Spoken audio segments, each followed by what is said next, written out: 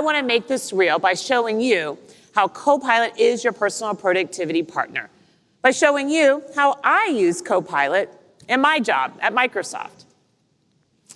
All right, so as a business leader at Microsoft, I regularly meet with customers. And I like to have an up-to-date view of everything that's going on in my customers before a meeting. But I don't have a lot of time to prepare. Now, when I prep for a customer meeting, like one with Boulder Innovations, an EV charging company, I start in Copilot. I come right here, and I put in a prompt. And I jumped a little too quickly, so I'm going to delete that. It's a nice, real demo, even though Copilot's going to work. I'm going to stop generating. My demo is live here. All right, now I've run the prompt.